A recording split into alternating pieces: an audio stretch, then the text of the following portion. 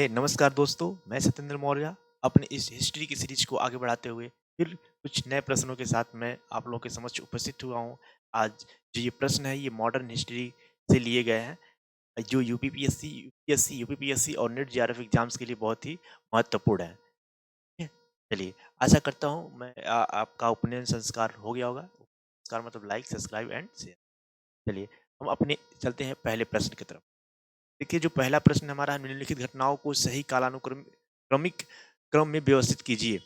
अखिल भारतीय मुस्लिम league का गठन, parliament सुधार, सूरत विभाजन, नीचे दिए गए कुट का प्रयोग कर सही उत्तर चुनिए। 1-3-2, 1-2-3, 3-2, 1-2-3-1। चलिए, हम जो हमारा ये पहला प्रश्न है ना, ये कालानुक्रमिक क्रम में हमें लगाना है, यानी कि समयानुसार लगाना है इस बढ़ते क्रम में। ओके, देखिए, जो पहला है अखिल भारतीय मुस्लिम लीग का गठन, पार्लियामेंटो सुधार, सूरत विभाजन।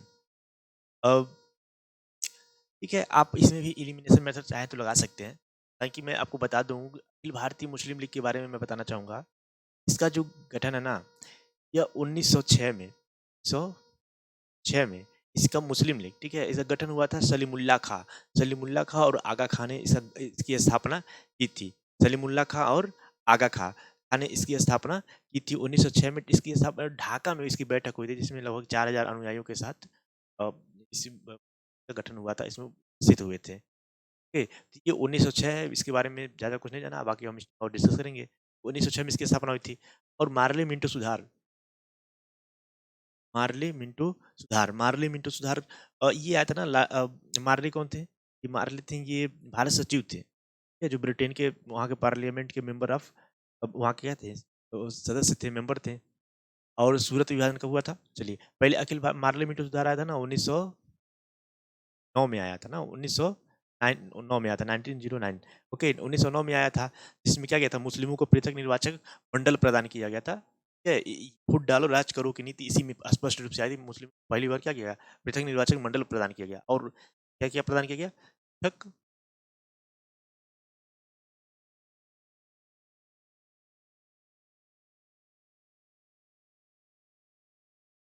पृथक निर्वाचन मंडल प्रदान किया गया। इसके तहत मुस्लिमों को क्या किया गया, अलग से उनको पृथक निर्वाचन मंडल दिया गया। और वोट डालने की जो योग्यता थी ना मुस्लिमों के लिए, क्या किया, जो वोट डालने की योग्यता थी मुस्लिमों के लिए, वो हिंदुओं की तुलना में जो संपत्तियां उसको घटा दिया गया, यानी कि ज्यादा मुस्लिम एलिजिबल हो गए वोट डालने के लिए। ये किया गया, ठीक है। और गवर्नर जनरल की कार्यकारिणी परिषद में ना, गवर्नर जनरल, ये बहुत इंपॉर्टेंट है ना, गवर्नर जनरल की कार्यकारिणी परिषद में एक भारतीय को नियुक्त किया जाने का प्रावधान हुआ, जिसमें सत्येंद्र प्रसाद सिन्हा को नियुक्त किया गया। सत्येंद्र प्रसाद प्रताप सिन्हा, सिन्हा, ठीक है, सिन्हा। क्या किया गया? नियुक्त किया गया, प्रथम प्रथम भारतीय थे जो गवर्नर जनरल की कार्यकारिणी परिषद में नियुक्त हुए। ओके, तो ये हो गया हमारा 1906, 1909। अब बात करते हैं सूरत विभाजन। सूरत विभाजन के बारे में तो आप जानते ही होंगे। तो साथ सूरत का अधिवेशन हुआ था ना, ये पहले नागपुर में होने वाला था। हालांकि वहाँ जो गरम दल नरम दल क्या हुआ था, गरम दल के नेता थे लाला लाजपत राय और बाल गंगाधर तिलक। जो गरम दल वाले चाहते थे क्या, बाल गंगाधर तिलक वहाँ पे क्या बन जाए, अध्यक्ष बन जाए। लेकिन वो नागपुर में वो गरम दल का जो पलड़ा था वो भारी था। इसीलिए नरम दल के नेता जो थे वो क्या किए, अंतिम समय पे गोपाल कृष्ण गोखले थे ना, अंतिम समय पे क्या किए, इसको चेंज करवा दिए। चेंज करवा कहाँ पे लाए, सूरत लाए। हालांकि सूरत में भी यह जो विभाजन था वो प्रभावी रहा, हो गया। नरम दल और गरम दल में हो गया। नरम दल में जो नरमपंथी नेता थे और गरम दल में ये लाला लाजपत राय और बाल गंगाधर तिलक थे। तो 1907 में यह क्या हो गया, विभाजन हो गया। देखिए, 1907 का जो विभाजन हुआ था ना, इसको एनी बेसेंट ने कांग्रेस के इतिहास में सबसे दुखद घटना कहा है। एनी बेसेंट ने क्या कहा है, सबसे दुखद घटना कहा है इस जो ये सूरत विभाजन हुआ। और इस सूरत का विभाजन किसके लिए हुआ, अध्यक्ष पद की प्राप्ति के लिए हुआ था। अध्यक्ष पद मतलब किसको प्राप्त किया, उसी में विवाद हुआ था, जिसमें मारा पीटी हुआ दोनों पक्ष में। और अंततः नरम दल गरम दल नरम दल से अलग हो गए। ठीक है? अब देखिए, तो ये सूरत विभाजन रहा। अच्छा, ये बंकिम चंद्र चटर्जी ने कहा था ना, कांग्रेस के जो प्रतिनिधि ना वो अध्यक्ष पद के भूखे हैं, वहाँ पद के क्या है, भूखे। ये कटाक्ष किसने मारा था, बंकिम चंद्र चटर्जी ने मारा। ये याद रखना है ये। और यूनिवर्सिटी ने से क्या कहा था, सात के विभाजन को कांग्रेस के इतिहास में सबसे दुखद घटना है, इसको करार दिया था। तो अगर हम इस क्रम में लगाना चाहें तो आपको मुझे लगता है ये बहुत one of the easiest question में से एक होगा। जैसे कि अगर आप मॉडर्न हिस्ट्री पढ़ेंगे तो तीनों में से कोई ना कोई एक तो ज़रूर 100% आपको श्योर होता। तो इस आधार पे अगर हम देखें, अगर हम श्योर मान लें तो मुस्लिम लीग को ही मान लेते हैं श्योर। अगर मुस्लिम लीग को मान लेते हैं तो मुस्लिम क्या होना चाहिए? हर हाल में लास्ट में आना चाहिए ना? हर हाल में क्या होना चाहिए? लास्ट में आना चाहिए। लेकिन चलिए ठीक है, हम देखते हैं। ये सबसे पहले क्या हो जाएगा? एक सबसे सबसे सबसे पहले क्या हो जाएगा? एक लास्ट में क्या हो जाएगा? 3 और 2, 1 3 2, 1, ये रहा हमारा सही जवाब। ओके, चलिए हम अब चलते हैं अपने नेक्स्ट क्वेश्चन पे। चलते हैं कहाँ पे? नेक्स्ट क्वेश्चन पे। जो नेक्स्ट क्वेश्चन है,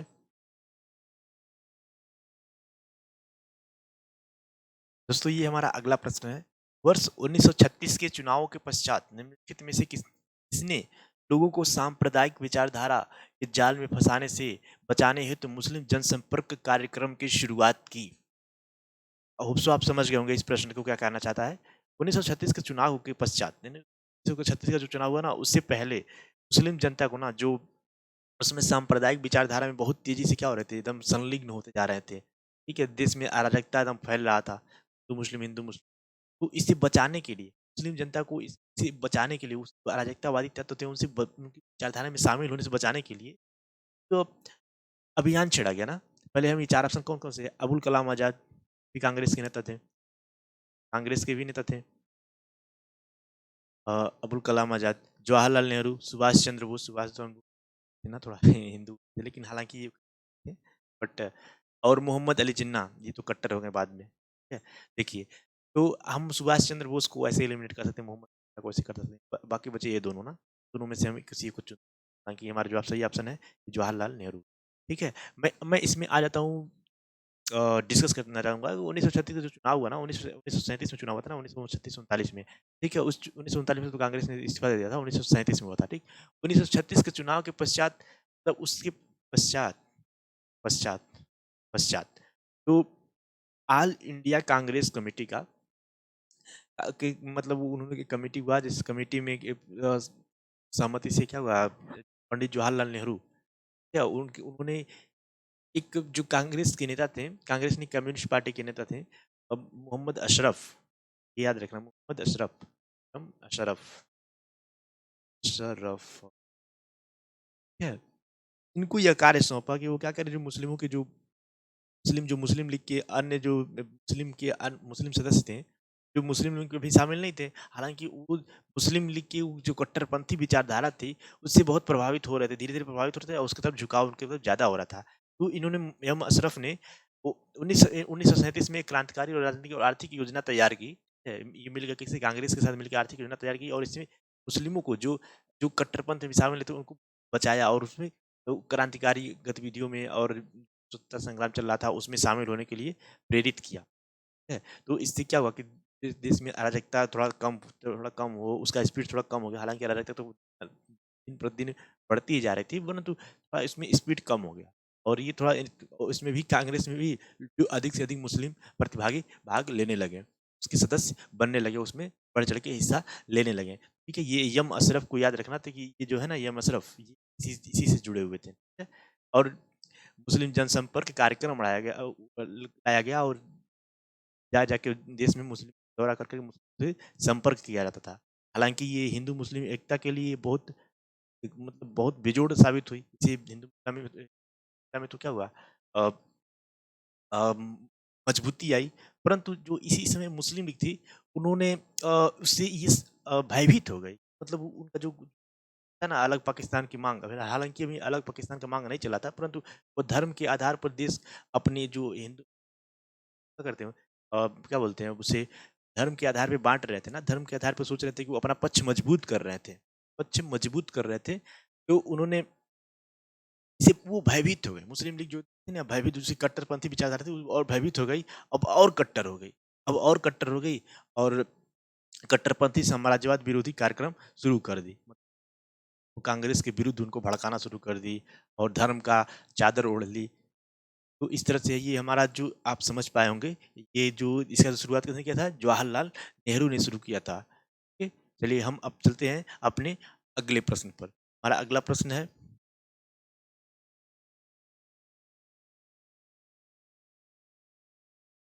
ये रहा हमारा अगला प्रश्न। दोस्तों ये हमारा अगला क्वेश्चन है, व्यक्तिगत सत्याग्रह 1940-41 के संदर्भ में निम्नलिखित कथनों पर विचार कीजिए। तो देखिए व्यक्तिगत सत्याग्रह है ना, यह 1900 अक्टूबर 1940 से संबंधित इसके आसपास का समय है। ठीक, व्यक्तिगत सत्याग्रह 1940-41 के संदर्भ में निम्नलिखित कथनों पर विचार कीजिए। सत्याग्रहियों की मांग थी कि युद्ध में भाग लेने के विरुद्ध प्रचार हेतु अभिव्यक्ति की स्वतंत्रता होनी चाहिए। दूसरा, विनोबा भावे व्यक्तिगत सत्याग्रह करने वाले दूसरे व्यक्ति। याद रखना ना, यहाँ पे क्या लिखा है, दूसरे, यही की। ओके, चलिए हम चलते हैं अपने इस प्रश्न को सॉल्व करते हैं। व्यक्तिगत सत्याग्रह था जो 1940-41 में ना, 1939 में क्या हुआ, वर्ल्ड वार द्वितीय शुरू हो गया था। कौन सा? वर्ल्ड वार द्वितीय क्या हो गया था, शुरू हो गया था 1939। वर्ल्ड वार शुरू हो गया था और वर्ल्ड वार शुरू होने के 3 दिन बाद जब ब्रिटेन ने उस वर्ल्ड वार में शामिल हुआ, जर्मनी ने रसिया पे आक्रमण कर दिया था। तो जब जब हालांकि जर्मनी ने फिर उसके बाद ब्रिटेन पे भी आक्रमण किया। तो जर्मनी के आक्रमण के बाद जब ब्रिटेन उस वर्ल्ड वार द्वितीय में ऑफिशियली जब शामिल हो गया, तो उसके 3 दिन के पश्चात, 3 दिन के अंदर ही उसने क्या किया, भारत को युद्धरत राष्ट्र घोषित कर दिया। युद्धरत मतलब अब यह वर्ल्ड वार 2 में क्या हो गया, भारत भी शामिल हो गया।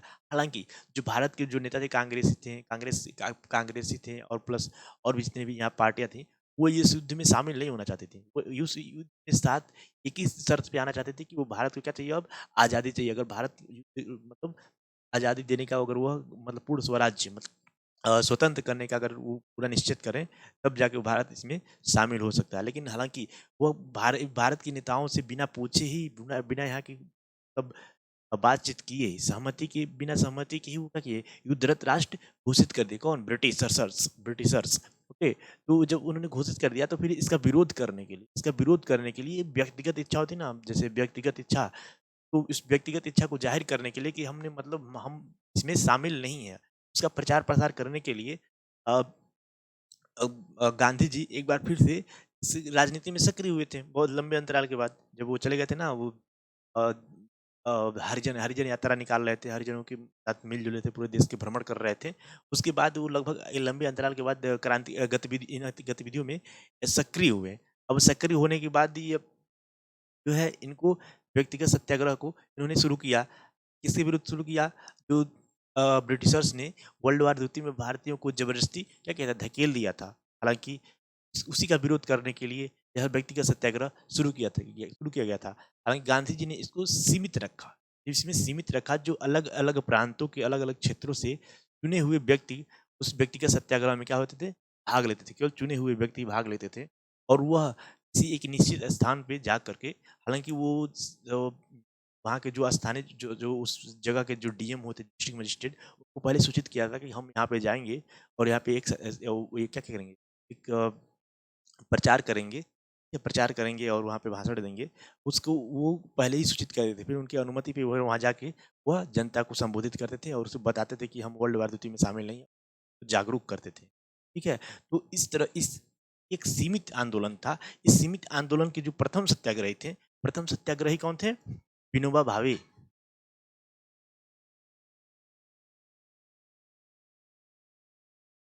विनोबा भावे को क्या बनाया गया?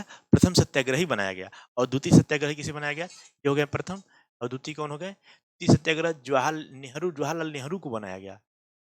जवाहरलाल नेहरू को द्वितीय सत्याग्रही बनाया गया। ठीक, तो ये याद रखिएगा ना, ये क्रम क्रम याद रखिएगा, एक दो बाद अन्य। हमें हालांकि ये 1-2 में ही फिर मतलब करके पूछ देते हैं, डायरेक्ट इनडायरेक्ट उसे पूछ देते हैं। अगर हम इस डिस्कशन हाँ ये भी याद रखना ना, 1940, अदरवाइज ये कौन था वो, भारत छोड़ो आंदोलन 1942। ओके, और ये सब ऐसे क्रम से पूछ देते हैं। Lord Mountbatten Cripps mission, Wavell योजना, इन सभी योजनाओं को क्या करते हैं, एक लाइन से लगा देते हैं और बोलते हैं क्रम से लगाइए। क्रम से लगाने के लिए आ जाता, तो फिर डेट, एग्जैक्ट डेट याद रखना है ना। नहीं याद रखना तो एटलीस्ट मालूम चल जाना चाहिए कि हाँ ये पहले आएगा, ये बाद में आएगा, आइडिया आना चाहिए। चलिए चलिए अब हम चलते हैं, अपने प्रश्न को चालू करते हैं। देखिए, सत्याग्रहियों की मांग थी कि युद्ध में भाग लेने के विरुद्ध प्रचार हेतु अभिव्यक्ति की स्वतंत्रता होनी चाहिए। यस, अभिव्यक्ति की स्वतंत्रता होनी चाहिए। चलिए हम पहले क्वेश्चन को एलिमिनेट कर देते हैं। अभिव्यक्ति की स्वतंत्रता होनी चाहिए। इन्होंने, गांधी जी ने कहा कि मतलब अगर हम उसमें शामिल होना चाहते हैं तो हमारी स्वतंत्रता होनी चाहिए। हम अपनी अपनी एक अ, व्यक्तिगत इच्छा अपनी अपनी इच्छा से हम उस युद्ध में शामिल होंगे, हमें किसी ज़बरदस्ती धकेला नहीं जाएगा। यानी कि ये अभिव्यक्ति की स्वतंत्रता होनी चाहिए थी। ये युद्ध मतलब तो ये क्या हो गया? ये हमारा सही है। और हम चलते हैं अपने अभी दूसरा ऑप्शन क्या है? विनोबा भावे व्यक्तिगत सत्याग्रह करने वाले दूसरे व्यक्ति थे। No, no, no, no. हमने अभी ये डिस्कस जो किया ना, इस डिस्कशन के आधार पे हमें स्पष्ट मालूम है कि पहला क्या है? विनोबा भावे थे। तो ये वाला क्या हो जाएगा? गलत हो जाएगा। तो हमारा इस आधार पे सही ऑप्शन क्या हो जाएगा? Option A. Option A. Option A क्या है? सही जवाब है। चलिए हम चलते हैं अब अपने नेक्स्ट प्रश्न पे। दोस्तों अगले क्वेश्चन पे जाने से पहले मैं इसको बताना चाहूँ, सत्याग्रह आंदोलन है ना, सत्याग्रह सॉरी व्यक्तिगत सत्याग्रह, इस व्यक्तिगत सत्याग्रह को एक और नाम से जाना जाता है, दिल्ली चलो आंदोलन भी इसे कहा जाता है। चलो दिल्ली चलो अभियान क्या कहा जाता है? दिल्ली चलो। इसी इसी आंदोलन को कहा जाता है, व्यक्तिगत सत्याग्रह को ही दिल्ली चलो आंदोलन भी कहा जाता है। इसमें लगभग क्या है, तो चलिए हम अपने चलते हैं अब अगले प्रश्न पे। हमारा अगला प्रश्न है, देखिए जो अगला प्रश्न है, वर्ष 1911 के दिल्ली दरबार के संदर्भ में निम्नलिखित कथनों में से कौन से कथन सही हैं? इन कथनों के आधार पे क्या करना है? कथन, तीन कथन दिए हुए हैं, तीन कथन के आधार पर हमें सही उत्तर का चयन करना है। देखिए वर्ष 1911, वर्ष 1911 कौन आया था? जाच पंचम कौन आए थे? जाच पंचम आए थे ना 1911 में। ठीक है, वर्ष 1911 के दिल्ली दरबार में के संदर्भ में लिखित कथनों पर विचार कीजिए। ओके चलिए देखिए, हम बात पहले ऑप्शंस को पढ़ लेते हैं क्या है। जो पहला ऑप्शन है, इसने किंग जॉर्ज पंचम के उत्तराधिकार को चिन्हित किया। किंग जॉर्ज पंचम के उत्तराधिकार को चिन्हित किया। ओके, ये एक पहला हो गया। दूसरा, दूसरा है, यह ब्रिटिश भारत में आयोजित दरबार था। यह ब्रिटिश भारत में आयोजित दरबार था। इसको भी, यह एकमात्र दिल्ली दरबार था जिसमें स्वयं सम्राट उपस्थित थे।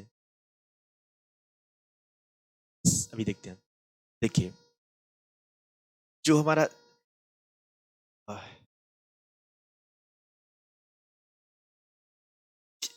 वर्ष 1911 के दिल्ली दरबार के संदर्भ में कथनों पर विचार कीजिए। पहले बात करते हैं दिल्ली दरबार। जो 1911 का दिल्ली दरबार था ना, इसमें किंग जॉर्ज पंचम आए थे। जॉर्ज पंचम, ठीक है, ये किंग थे। जो किंग की जो वाइफ होती है ना, वो क्या बन जाती है? सम्राज्ञी, सम्राज्ञी बन जाती है। किंग की अगर किंग मान लीजिए, वो जो पुरुष हैं वो किंग बनते हैं, तो जो वाइफ होती है वो सम्राज्ञी, उस साम्राज्य की सम्राज्ञी भी बन जाती है। वो उनके बराबर ही, या एक पैदान नीचे का है, दोनों एक फर्स्ट सेकंड पे आते हैं। ठीक, जो तो फर्स्ट और सेकंड पे आ जाते हैं। तो ये वो पद उनको ऐसे ही मिल जाता है। तो जो इससे पहले भी जितने भी दिल्ली दरबार हुए थे ना, कब? 1977 में हुआ था ना, 1977, 1977 जब महारानी विक्टोरिया आई थी। कौन आई थी? महारानी विक्टोरिया, याद रखना, महारानी।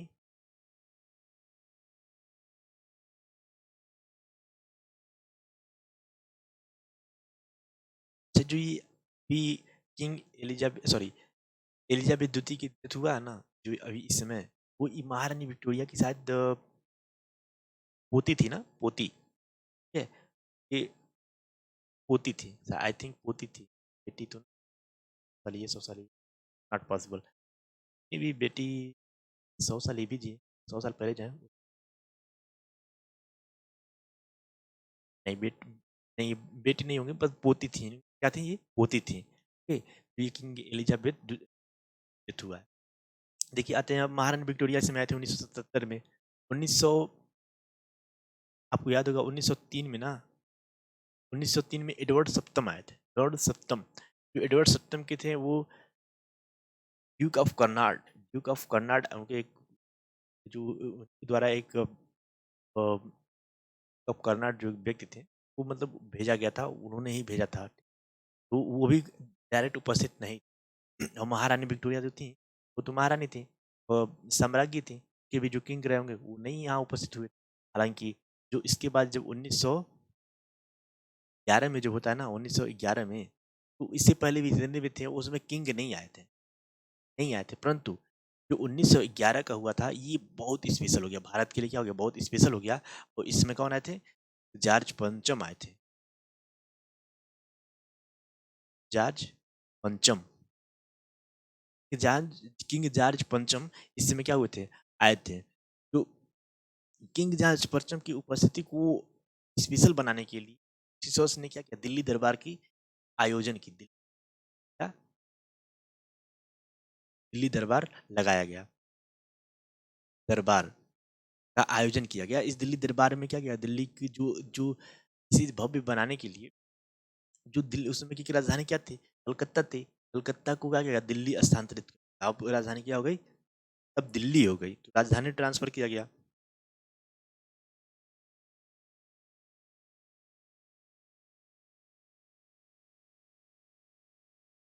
अच्छा, इसमें गवर्नर जनरल कौन थे?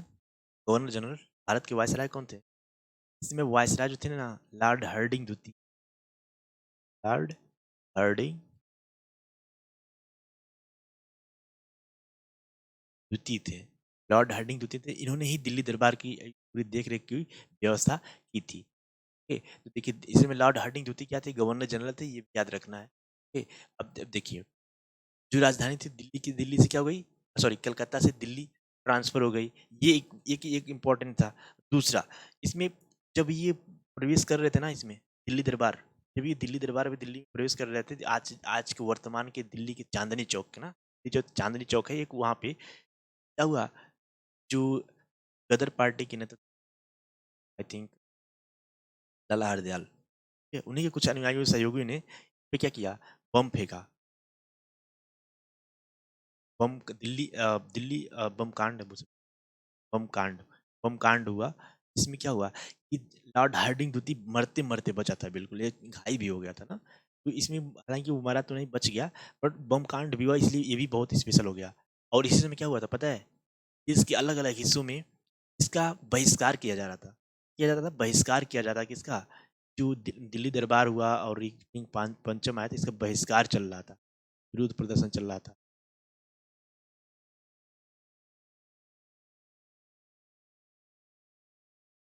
बहिष्कार, बहिष्कार चल रहा था, ठीक है। वापस जाओ किंग, वापस जाओ, लोग बैक वो पट्टी बांध बांध उसे दिखा, ठीक है। क्या रहा था, विरोध प्रदर्शन चल रहा था। और इससे बंगाल विभाजन क्या हुआ था, प्रभावी हुआ था, बंगाल विभाजन को रद्द किया गया। बंगाल विभाजन को क्या किया, रद्द किया। आने से पहले जो कि बहुत सारे देश में क्या होता, विरोध प्रदर्शन चल रहा था ना, उसको हटाने के लिए, खत्म करने के लिए बंगाल विभाजन का क्या किया, रद्द किया गया। बंगाल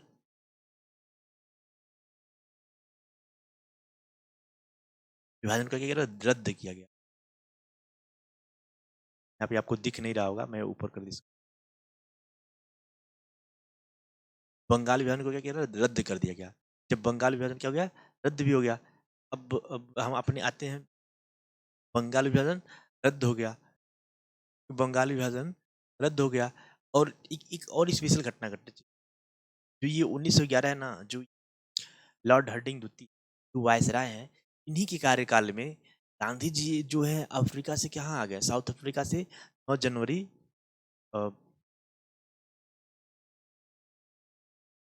9 जनवरी 1915 को क्या हो गए, गांधी जी अफ्रीका से भारत वापस लौट आए थे। ये सारे की पॉइंट है, इसे याद रखना है। हालांकि अब हम चलते हैं अपने प्रश्न को सॉल्व करते हैं, मैं इसको स्क्रॉल कर देता हूँ। जो हमारे ऑप्शंस है, ये ऑप्शंस एक एक तीन, एक दो तीन है, ठीक है। तो इसमें से अ, मैं ऐसा करता हूँ, अब आपको ये चालू कर लेंगे, कर चुके होंगे आप पॉज करके देखिए। इसने किंग जॉर्ज पंचम के उत्तराधिकार को चिन्हित किया, अभी इसको देखते हैं। इस उत्तराधिकार को चिन्हित किया तभी तो यहाँ पे आए थे। ओके, ये देखिए, यह ब्रिटिश भारत में आयोजित दरबार था। यह ब्रिटिश, इसमें क्या चुनना है, सही ऑप्शन चुनना है ना, क्या ऑप्शन चुनना है, सही ऑप्शन चुनना है। अ, यह एकमात्र दिल्ली दरबार था जिसमें स्वयं सम्राट उपस्थित थे। ये हम इन दोनों ऑप्शन जो ऊपर वाले हुए हैं उसमें भी थोड़ा डाउट हो सकता है, परंतु ये तो हमें सही है, 100% इसमें सही कर सकते हैं।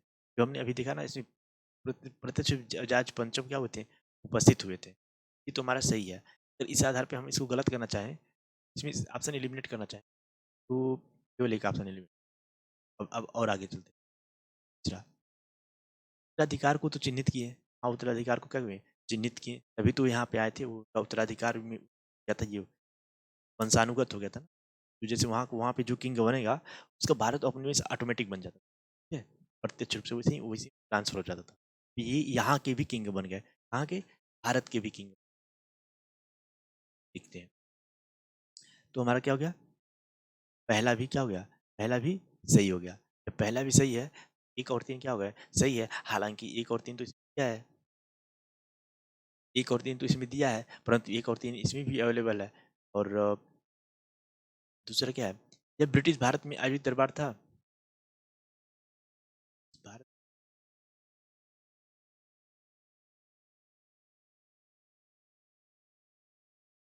ये भी तो सही होना चाहिए। दिल्ली दरबार जो था वो ब्रिटिश भारत ही था, जो भारत था ना तो वो ब्रिटिशर्स का था। ये ऑप्शन डी सही होना चाहिए, तीनों तीनों सही होना चाहिए। दरबार था जिसमें स्वयं सम्राट उपस्थित थे, सही है। सही उत्तर हमें क्या चुनना है, सही उत्तर ही चुनना ही है, सही उत्तर ही चुना ही है। जब ब्रिटिश भारत में आयु दरबार था, ओबियसली ब्रिटिश भारत में ही तो था, दिल्ली दरबार भारत में ही लगा था, दिल्ली में लगा था। तो आपको क्या लगता है, ये सही होगा गलत होगा? अगर आप पढ़े हैं तो इसको जरूर बताइएगा, कमेंट सेक्शन में बताइए।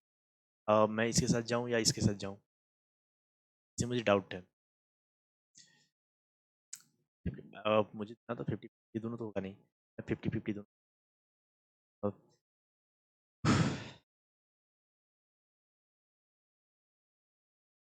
चलिए ठीक है, इस क्वेश्चन में मुझे डाउट है, मैं बता रहा हूँ। हालांकि जो दरबार जो था, जो ब्रिटिश भारत में आयोजित दरबार था, कुछ यहाँ पे कुछ मिसिंग है ना, कुछ मिसिंग है, कुछ यहाँ पे जरूर मिसिंग है, इसीलिए हम लोग ने यह प्रथम ब्रिटिश भारत में आयोजित दरबार था, ये ऐसा होना चाहिए। यहाँ पे प्रथम होना चाहिए, प्रथम ब्रिटिश भारत में आयोजित दरबार, प्रथम। अगर यहाँ पे प्रथम होता क्या हो जाएगा, यहाँ पे क्या होगा, प्रथम होगा। इस आधार पे ये क्या हो जाएगा, गलत हो जाएगा। प्रथम नहीं, इससे पहले भी वो 1977 में हो चुका था, 1999 में हो चुका था, 1909 में हो चुका था, और ये 1911 में तीसरा दिल्ली दरबार, तीसरा था। और अभी आगे भी दिल्ली दरबार होगा, जो ठीक है, ये तीसरा दिल्ली दरबार था। इस आधार पे हमारा क्या हो जाएगा, ऑप्शन सही हो जाएगा, ऑप्शन बी सही हो जाएगा, ये डी गलत हो जाएगा। यहाँ पे कुछ मिसिंग है, यहाँ प्रथम ब्रिटिश भारत में आज होना चाहिए। चलिए हम चलते हैं अपने नेक्स्ट प्रश्न पे।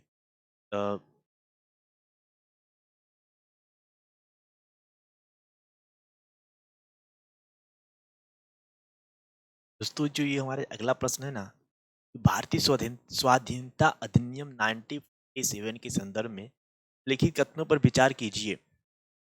मौजूदा केंद्रीय विधानमंडल को विभाजन के पश्चात नए चुनाव तक भारत में कार्यरत रहना था ना, जब तक वर्त जब नया चुनाव तब तक ना हो जाए, तब तक ये इसे क्या करना था, कार्यरत रहना था।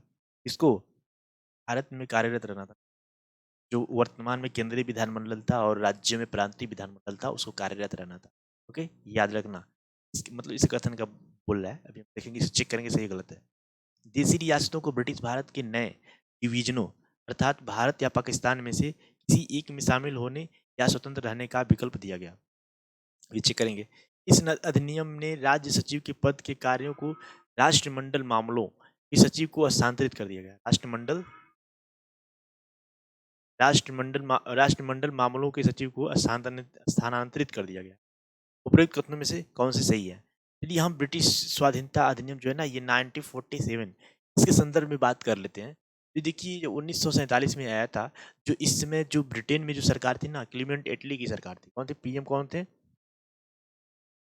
क्लीमेंट एटली। हालांकि इसके बाद वहां पे चुनाव होने वाला था, उस चुनाव के मद्देनजर उन्होंने क्या किया, उन्होंने घोषणा किया था ना कि जून, आई थिंक जून 1948, 1948 से पहले क्या करेंगे, भारत को आज़ाद कर देंगे, एक घोषणा किया था। हालांकि जो जिसकी मांग थी ना बहुत तीव्र होती थी, एकदम अराजकता फैलता जा रहा था, उसको उसी को देखते हुए जो मुस्लिम यहाँ पे सांप्रदायिक दंगे हो रहे थे, मुस्लिम लीग ने तो ये अप्रत्यक्ष कार्यवाही दिवस तक मनाया।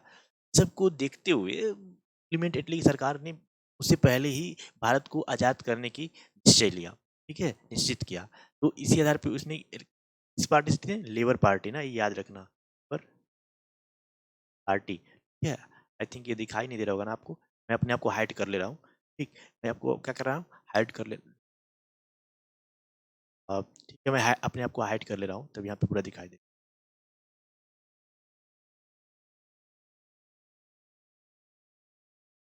देखिए, जो देसी रियासतों को ब्रिटिश भारत के नए डिवीजनों अर्थात हाँ, तो क्लीमेंट इटली लेबर पार्टी से कहाँ से? लेबर पार्टी से बिलोंग करते थे।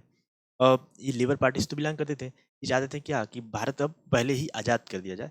ये देखिए इसमें जो ये इन्होंने ही इस प्रस्ताव का क्या था, इस योजना को अधिनियम जो भारत स्वाधीनता अधिनियम था 1947, इसको इन्होंने इस इन्हीं की सरकार ने इसे पास किया था। इसमें क्या-क्या प्रावधान था, हम इसके संदर्भ में बात करेंगे कि इसमें क्या-क्या प्रावधान था।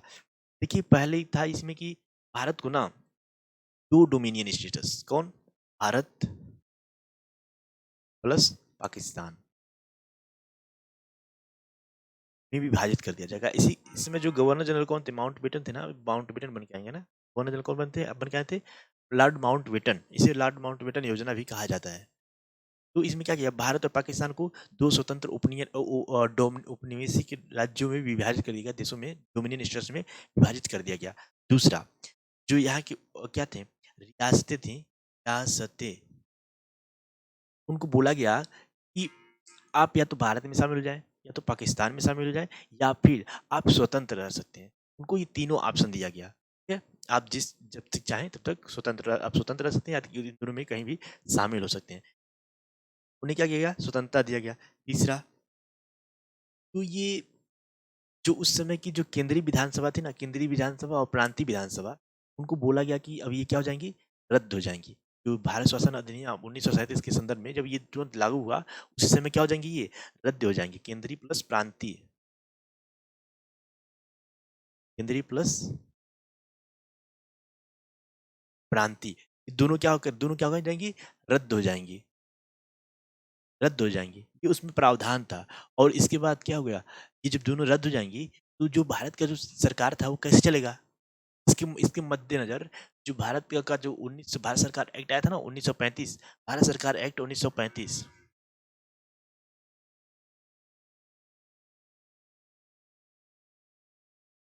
और 1935 जो भारत सरकार अधिनियम 1935 था, ये इसी के आधार पे दोनों दोनों कहाँ पे? पाकिस्तान में प्लस भारत में दोनों जगह क्या चलेगा? शासन व्यवस्था चलेगा। शासन व्यवस्था इसी के आधार पे चलेगा ना, इसी के बेस पे। ठीक है, ठीक। इसी के बेस पे शासन व्यवस्था चलेगा। और ये केंद्रीय और प्रांतीय दोनों विधानसभा क्या हो जाएँगी? स्वतः रद्द हो जाएँगी। ये इसका प्रावधान था। और तीसरा तीसरा पद तो था ना, वो भारत सचिव का जो पद था, कौन? भारत सचिव। भारत सचिव का पद क्या किया गया? रद्द कर दिया गया। भारत सचिव का पद क्या किया गया? रद्द कर दिया गया। जो उस समय जो राष्ट्रमंडल तो थे, जो ये राष्ट्रमंडल जो अभी होता है ना, राष्ट्रमंडल गेम्स, जिसमें भारत जो इतने ब्रिटेन के जो उपनिवेश कभी-कभी रहे हैं, जिसमें क्या होते हैं? शामिल होते हैं, उसके खेलों में शामिल होते हैं, वो कुछ उसी के जो सचिव होते थे, ठीक है? तो उस समय के सचिव थे, उनको ये जो इनका जो कार्यभार था और विश्व कार्य था, उनको ट्रांसफ़र कर दिया गया। ठीक है? तो भारत को क्या था, वो जो राष्ट्रमंडल खेल होते हैं उसमें क्या होता है, उसका सदस्य था, लेकिन इसमें भारत को क्या थी, स्वतंत्रता थी। वो जब चाहे तब उसे वो क्या कर सकते हैं। अब ये भारत एक स्वर्ण देश बन चुका था, ठीक है? तो जब चाहे स्वर्ण मतलब क्या बोलते हैं, स्वर्ण मतलब जो अपने अपनी खुद की सबकी सब पावर भारत में आ गई थी, इसकी इसी का निर्णय सर्वोपरि होगा। किसी का दबाव नहीं होगा, किसी भी देश का दबाव नहीं होगा, ठीक है? तो इस आधार पे जो था कि मतलब ये भारत सचिव का पद क्या, कि भारत सचिव का समाप्त कर दिया गया, और इसका पद जो उस समय के तत्कालीन जो राष्ट्रमंडल खेलों के जो कि सचिव थे, उनको ट्रांसफर कर दिया गया। दूसरा, और क्या हमने लगभग सारे कुछ डिस्कस कर लिया है। इसमें और क्या बचता है? और तो कुछ बचता नहीं है, ठीक। तो अभी और बहुत कुछ बचता होगा, लेकिन हालांकि मैंने जितना जानकारी था मैंने उतना शेयर कर दिया है। देखिए अब हम चलते हैं अपने नेक्स्ट प्रश्न पे। दोस्तों हमारा ये हमारा प्रश्न क्या हुआ, समाप्त हुआ। देखिए हमने इसके संदर्भ में मैंने जितनी भी वीडियो बनाया ना, इसमें जितने भी लेक्चर्स हैं मेरे, उन सभी लेक्चर्स के आधार पे हम कह सकते हैं कि क्या हमने लगभग कांग्रेस की स्थापना, कांग्रेस के बारे में हमने भी डिस्कशन नहीं किया ज़्यादा, लेकिन कांग्रेस की स्थापना से लेके भारत की आज़ादी तक क्या हमने वावेल योजना की डिस्कस किया, इसी को लॉर्ड माउंटबेटन योजना कहते हैं, लॉर्ड माउंटबेटन योजना का डिस्कस डिस्कस किया, भारत छोड़ो आंदोलन के बारे में डिस्कस किया, और क्या स्वाधीनता अधिनियम 1947 के बारे में डिस्कस किया, देसी रियासतों के बारे में डिस्कस किया, राष्ट्रमंडल के बारे में डिस्कस किया। हमने ब्रिटिश भारत में आयोजित ये दिल्ली दरबार के बारे में आज डिस्कस किया। क्या नहीं डिस्कस किया? विनोबा ये व्यक्तिगत सत्याग्रह के बारे में डिस्कस किया, जो प्रथम सत्याग्रही किसको विनोबा भावे को चुना गया, द्वितीय सत्याग्रही पंडित जवाहरलाल नेहरू को चुना गया। पंडित जवाहरलाल नेहरू को चुना गया। इस आधार पे हम देखें तो हमने बहुत कुछ डिस्कस कर लिया ना। क्या अखिल भारतीय मुस्लिम लीग का गठन, लॉर्ड मार्ले मिंटो का सुधार, सूरत विभाजन। देखिए एक की बात एक ही जितने भी है ना प्रश्नों के माध्यम से इन सभी को रिवाइज करते आ रहे हैं। अगर आपका टारगेट है कि नेक्स्ट जो यूपीएससी और यूपीपीसी और नेट जेआरएफ की एग्जाम है, हालांकि जो हिस्ट्री का ये सीरीज है, ये यूपीएससी और यूपीपीसी और नेट एग्जाम दोनों सब जो हिस्ट्री पूछे जाते हैं उन सब के लिए रिलेवेंट है, ठीक है। लेकिन ये जो अभी तक जो हमारा टारगेट चल रहा है ना, ये अभी हम यूपीएससी को लेके चल रहे हैं। इसमें हिस्ट्री का कवर कराएंगे, इसके बाद ज्योग्राफी का, फिर पॉलिटी, इकोनॉमिक्स, सबके सबके क्या करेंगे हम प्रीवियस ईयर क्वेश्चन को सॉल्व करेंगे, ठीक है। लेकिन जो हम ये क्वेश्चन सॉल्व करेंगे, जो हिस्ट्री, इकोनॉमिक, ज्योग्राफी, पॉलिटी सबका होगा, वो सब के सब जो उस भाग से जो मतलब उसके विद्यार्थियों के जो नेट एग्जाम में बैठते होंगे, उनके लिए भी ये बहुत ही रिलेवेंट होगा, ठीक है? उनके लिए भी बहुत रिलेवेंट होगा और इसे ही यहाँ पे याद कर सकते हैं, रिवाइज कर सकते हैं। और दूसरा यूपीएससी यूपीपीसीएससी एग्जाम में भी इस तरह के क्वेश्चन पूछे जाते हैं। हालांकि इतना डीप नहीं पूछे थे, बट उनके लिए भी ये क्या होगा, बहुत ही महत्वपूर्ण होने वाला है। जो हमारा सेशन है ना, बहुत महत्वपूर्ण होने वाला है। हम इस सेशन को ऐसे कंटिन्यू रखेंगे जब तक एग्जाम नहीं आ जाता, तब तक हमसे 1 1 तो हमारा टारगेट वीडियो चल रहा है। उस टारगेट वीडियो को भी देखते रहिएगा, और टारगेट वीडियो में जो हम टारगेट बांध रहे हैं, एक-एक रख रहे हैं, एक-एक महीने का, वो फॉलो कीजिएगा। फॉलो कीजिएगा, जो किताब में पढ़ने के लिए बोला उसको भी कवर कीजिएगा, ताकि हम आगे जब अ, जब जियोग्राफी पढ़ाएँगे, जियोग्राफी का जो प्रीवियस क्वेश्चन को सॉल्व कराएँगे, तो आपको कुछ ना कुछ अनुभव हो जाना चाहिए कि कौन-सा क्वेश्चन सही है, कौन-सा गलत है। आप हमसे पहले थोड़ा-सा क्वेश्चन को अटेम्प्ट कीजिएगा, करने की कोशिश कीजिएगा, उतना अनुभव हो जाना चाहिए पढ़ के मतलब। तो फिर इस तरह से आप हमारे साथ रह के जो आगामी सत्र में जो कोई एग्जाम्स हैं, जो यूपीएससी, यूपीपीसी और नेट जेआरएफ एग्जाम्स में, हम आपके साथ बने रहेंगे। आप भी हमारा साथ देंगे, मैं भी आपका साथ दूंगा। दोनों लोग आगे सक्सेस के रास्ते पे चलेंगे। ओके, चलिए हम, हाँ एक बार और है, अगर आपने अभी तक सब्सक्राइब नहीं किया, सपोर्ट तो बनता है ना वो हमारे लिए, ठीक। और वैसे भी ये सेशन क्या है, बिल्कुल निःशुल्क है। इसे कोशिश करेंगे कभी, कोशिश नहीं, बाकी सब तो आप सब्सक्राइब कर दीजिए, हालांकि तो पैसा तो लगता नहीं है। सब्सक्राइब कर दीजिए, लाइक कर दीजिए, शेयर कर दीजिए। आपके जो मेरे जो पकड़ में है, मैं उसमें देने का कोशिश कर रहा हूँ। आपके जो हो सकता है वो आप भी दीजिए अपने तरफ से। चलिए, ठीक है, तब तक के लिए मैं अब चलता हूँ। आप हमारे साथ जुड़े हैं, इसके लिए धन्यवाद, और जुड़े तब तक के लिए बाय। मैं फिर मिलूंगा अगले सेशन में। Okay, bye.